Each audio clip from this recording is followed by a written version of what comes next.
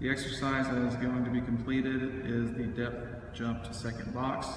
This is a plyometric exercise. The starting position that needs to be maintained is one where you are standing upright with your feet shoulder width apart. You need to, whenever you complete the jump, maintain a half squat position on the second jump to the second box.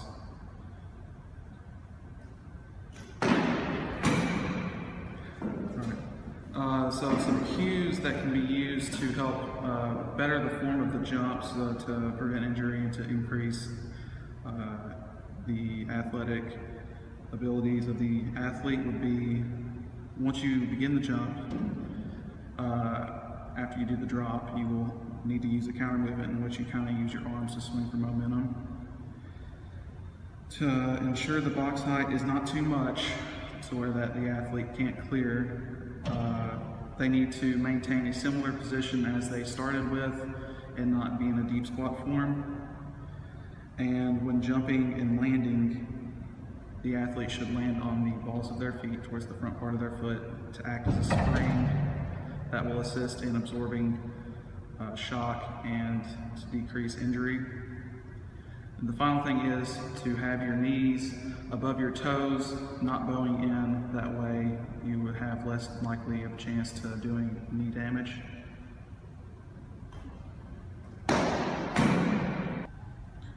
The exercise that is being performed is the double leg vertical jump. It's a plyometric exercise to assist in increasing one's vertical. In the starting position, you need to be in an upright position with your feet shoulder width apart.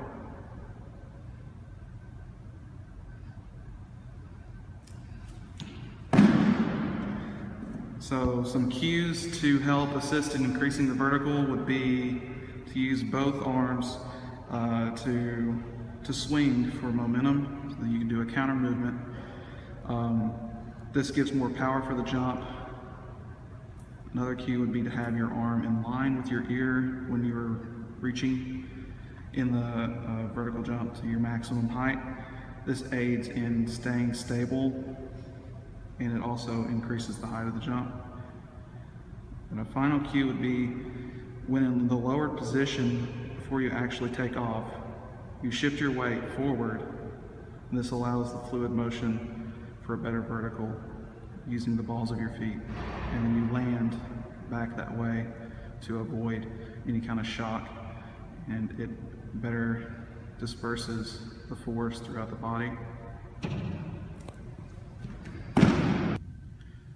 The next plyometric exercise that will be demonstrated is the power skip. This is used to help with explosive movement. In the starting position, you will lift one leg at approximately 90 degrees to the hip with knee flexion.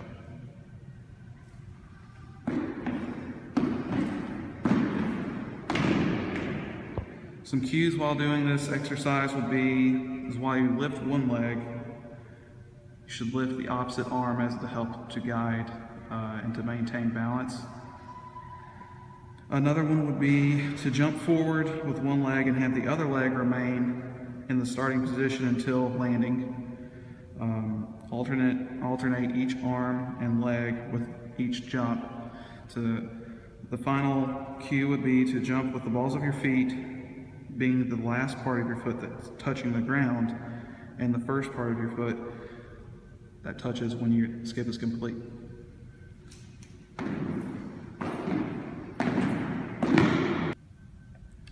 Another plyometric exercise that will be demonstrated is the two-handed overhead throw. The starting position for this would be to maintain an upright stance with your feet shoulder width apart. Usually you're facing a partner about 10 feet away to complete the pass, and you raise the ball over your head.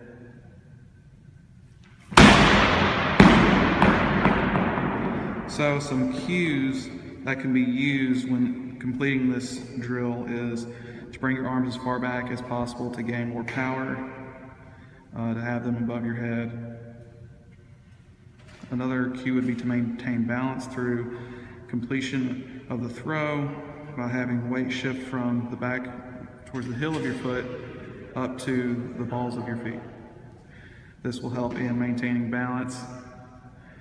To complete the throw, extend elbows forward and follow through with the throwing motion.